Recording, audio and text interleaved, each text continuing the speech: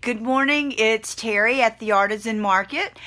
I just wanted to pop in for a minute this morning and ask if you got your supplies together, started going through some of your papers, looked at the links and got the canvas and the paints ordered, or in any other way got started with your project.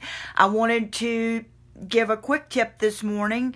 If you're working on your project and you're decoupaging your papers, sometimes as careful as you can be, there'll still be bumps, lumps, wrinkles, and things like that.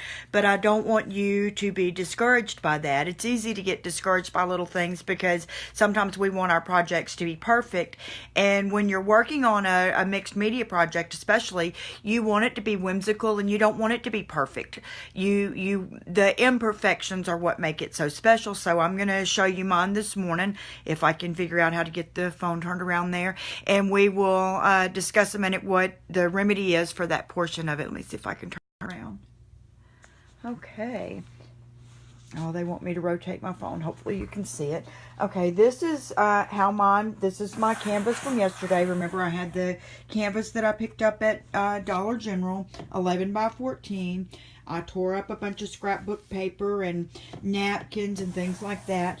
And then I just used Mod Podge and haphazardly glued them on there after I painted my sides and edges because I wanted a little bit of that to show. Well, the very last paper that I put on here, I was trying to decide whether to save this one, which was like you can use wrapping paper and things on here too.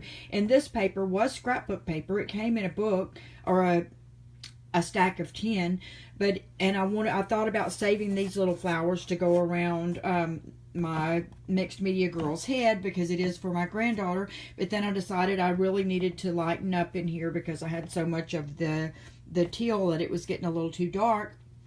So I put it here, and these papers were all thick, almost not cardboard thick, but cardstock thick. And and this paper was thin, like a sheet of paper. So I thought, oh, that'll be simple. My napkins had went down simple in my other papers, and I went with a few words, which I almost wish I wouldn't have done, because now I'm going to kind of want my girl here, and she's going to cover up some of my favorite flowers. Maybe I can put her here, but then it's going to cover up some of the words, and I can't turn my canvas any other way really and have it work because all my words are face up. So I limited myself in that, but that's okay because I'll cover them up if they bother me too much, which is a good thing you can do.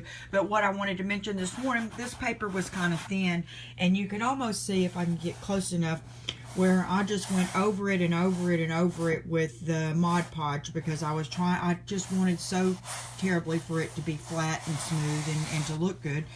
And I thought it was going to be wrinkled up bad this morning, and that's whatever I thought I would come on and show you about the sanding technique, but it actually sucked down pretty good, and I'm pretty proud of it, but there is a little bit of a lump of something there.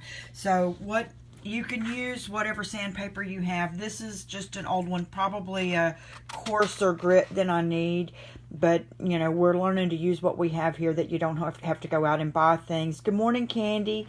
And I probably do have some pads that go on my random orbital sander that are a 220 grit, which would be ideal. So if you are going out to buy something like this, get one of these that in rough like this for some projects, but you also would like one with a 220 grit, this is probably a 80, which is pretty rough. So I'm going to have to be real gentle with my hand, but if it was a 220, it would make it a lot smoother.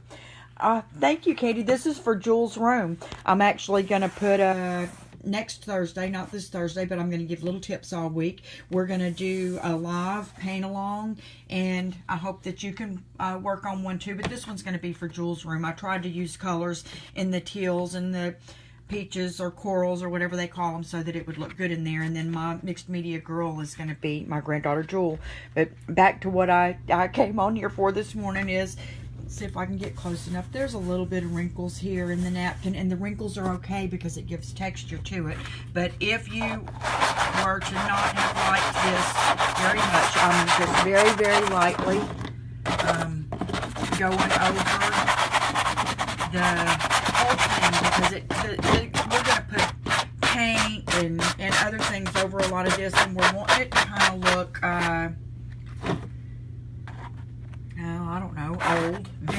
looking and things like that. I'm keeping, of course, some of the brighter colors on this because I'm trying to match it to my granddaughter's bedroom.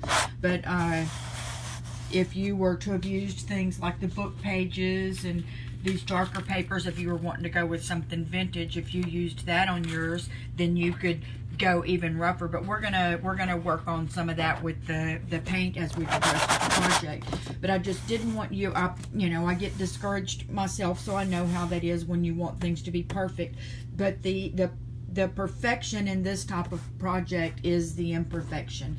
But if you get a wrinkle and you're just like, oh my goodness, I have that wrinkle, I can't stand it, like I'm probably not going to be able to stand that little dot right there. Must be something under there. And this is a thin paper over some others. You can see some creases.